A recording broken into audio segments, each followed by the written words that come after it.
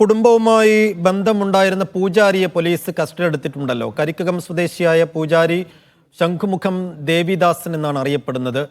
ഈ പൂജാരിയുടെ ആശ്രമത്തിൽ നിന്ന് ഗോപാൽ ശിലാസനൽ ചേരുന്നുണ്ട്. ഗോപാൽ, ഇതിലിപ്പോൾ ഈ പൂജാരിയെ കസ്റ്റഡി എടുത്തതിൻ്റെ അടിസ്ഥാനം എന്താണ്?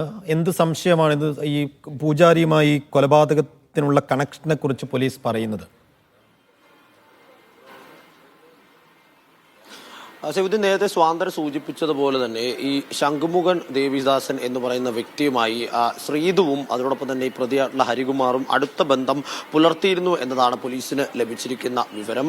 ഈ വിവരവുമായി ബന്ധപ്പെട്ടാണ് ഇപ്പോൾ പോലീസ് ഇയാളെ കസ്റ്റഡിയിലെടുത്തിരിക്കുന്നത്. ഇന്ന് രാവിലെയാണ് ഇയാളുടെ ഈ ആശ്രമത്തിൽ നിന്നും പോലീസ് കസ്റ്റഡിയിലെടുത്തിട്ടുള്ളത്. നമുക്ക് ഈ ദൃശ്യങ്ങളിലേക്ക് പോയാൽ തന്നെ കാണാൻ സാധിക്കും. ഈ ശംഖുമുഖം ദേവിദാസൻ എന്ന അദ്ദേഹത്തിന്റെ ആ ഒരു ആശ്രമം എന്ന് പറയപ്പെടുന്ന ആ സ്ഥലത്താണ് നമ്മൾ ഇപ്പോൾ ഉള്ളത്. ഈ ശ്രീതു ആണെങ്കിലും ശരി, ഈ പറയുന്ന ഹരികുമാർ ആണെങ്കിലും ശരി, ശ്രീതു പതിവായി ഈ ആശ്രമത്തിൽ വരാറുണ്ടായിരുന്നു. ഇവിടുത്തെ പൂജാതി കർമ്മങ്ങളിൽ പങ്കാളിയാവാറുണ്ടായിരുന്നു. പല കാര്യങ്ങൾക്കായി ഇവിടെ പല പൂജകളും ശ്രീതു ചെയ്തിട്ടുണ്ട് എന്നതാണ് നമുക്ക് പോലീസിൽ നിന്നടക്കം ലഭിക്കുന്ന വിവരം. അതോടൊപ്പം തന്നെ ഹരികുമാർ ദീർഘകാലമായി ഇവിടെ സഹായിയായി നിന്നിട്ടുണ്ട്, ഈ പൂജാരിക്ക് സഹായിയായി നിന്നിട്ടുണ്ട് എന്നതാണ് വിവരം. ഈ രണ്ട് വിവരങ്ങളും ചേർത്തിണക്കിയാണ് ഇപ്പോൾ ഈ ശംഖുമുഖം ദേവിദാസനിലേക്ക് പോലീസ് എത്തിയിരിക്കുന്നത്. ഇയാളുടെ നിർദ്ദേശപ്രകാരമാണോ ഈ കൊലപാതകം അല്ലെങ്കിൽ ഈ മരണം സംഭവിച്ചിരിക്കുന്നത് എന്നതാണ് പോലീസിന്റെ ഒരു സംശയം. അത് വ്യക്തമാക്കുന്നതിന് വേണ്ടി ഇങ്ങോട്ടേക്ക് വരികയും ബലരാമപുരം പോലീസ് ഇയാളെ കസ്റ്റഡിയിലെടുക്കുകയുമാണ്.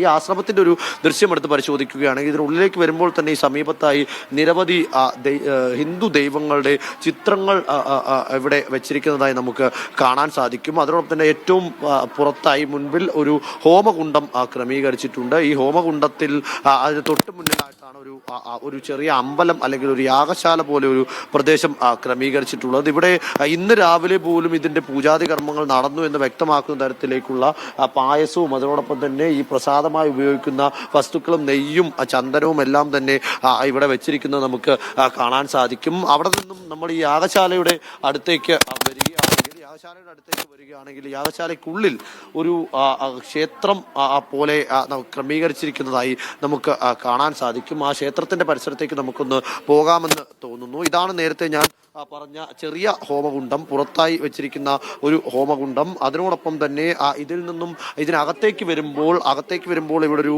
ക്ഷേത്രം എന്ന രീതിയിൽ നമുക്ക് ക്ഷേത്രം എന്ന് പറയാൻ സാധിക്കുമോ എന്നറിയില്ല. ഒരു കോവിൽ പോലെ, ഒരു ശ്രീകോവിൽ പോലെ ഒരു വെച്ചിട്ടുണ്ട്. അതിനുള്ളിലേക്ക് നോക്കിക്കഴിഞ്ഞാലും ഇവിടെ ഒരു ചെറിയ ഹോമകുണ്ഡം നമുക്ക് മറ്റൊരെണ്ണം കാണാൻ സാധിക്കും. അതിനുള്ളിലും വിളക്ക് കൊളുത്തി വെച്ചിട്ടുണ്ട്. ഇതാണ് നമ്മൾ നേരത്തെ സൂചിപ്പിച്ച ആ ഹോമകുണ്ഡം. അതിന് സമീപത്തായി വലതുവശത്തായി തന്നെ ഒരു ശ്രീകോവിൽ സ്ഥാപിച്ചിട്ടുണ്ട്. തൊട്ട് പിന്നിലായി വെച്ചാരാധന പോലെയുള്ള രണ്ടിടങ്ങളും ഇവിടെയുണ്ട്. ഇയാളുടെ പൂർവാശ്രമത്തിൽ ഇയാൾ പ്രദീപ് കുമാർ എന്നായിരുന്നു അറിയപ്പെട്ടിരുന്നത്. ഏകദേശം 40 വർഷത്തോളമായി ഈ കരിക്കകം പ്രദേശത്തായി ഇയാൾ താമസിക്കുന്നുണ്ട്.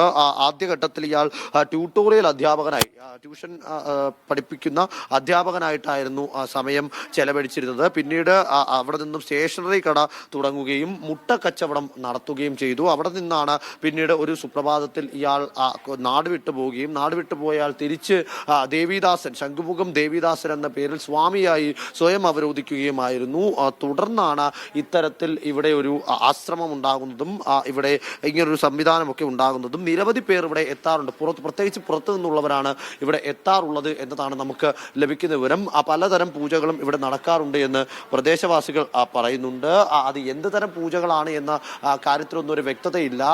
പക്ഷേ പോലീസിന് എന്തെങ്കിലും തരത്തിലുള്ള മന്ത്രവാദങ്ങൾ എന്തെങ്കിലും നടക്കാറുണ്ടോ, അന്ധവിശ്വാസവുമായി ബന്ധപ്പെട്ട പൂജാകർമ്മങ്ങൾ എന്തെങ്കിലും നടത്താറുണ്ടോ എന്നതടക്കമുള്ള സംശയങ്ങൾ പോലീസിനുണ്ട്. ആ സംശയങ്ങൾ നിവർത്തിക്കുന്നതിന് വേണ്ടിയാണ് ഇത്തരത്തിൽ ഇയാളെ ഇപ്പോൾ കസ്റ്റഡിയിലെടുത്തിരിക്കുന്നത്.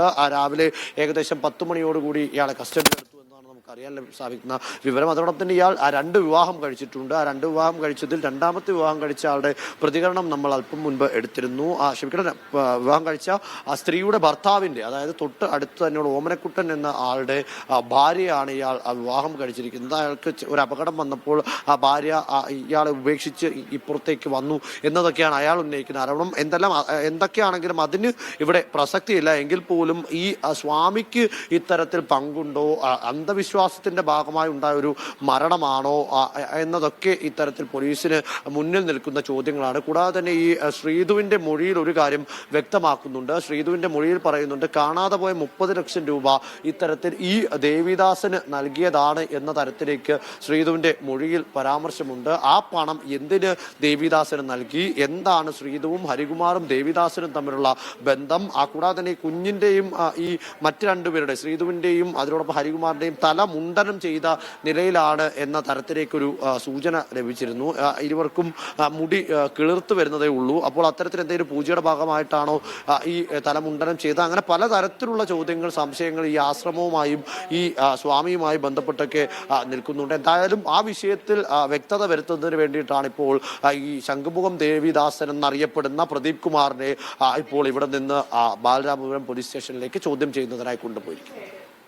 ശരി, എന്തായാലും എന്തിന് കൊലപാതകം നടത്തി എന്നുള്ള കാര്യത്തിൽ ഇപ്പോഴും അവ്യക്തത നീങ്ങുന്നില്ല. ദുരൂഹതകൾ വീണ്ടും നിലനിൽക്കുകയാണ്. പല വഴിക്ക് പോലീസിന് അന്വേഷണം നടക്കുന്നുണ്ട്. പക്ഷേ ഇപ്പോഴും ഒരു ക്ലാരിറ്റി കാര്യത്തിൽ വരുന്നില്ല എന്നുള്ളതാണ് യാഥാർത്ഥ്യം.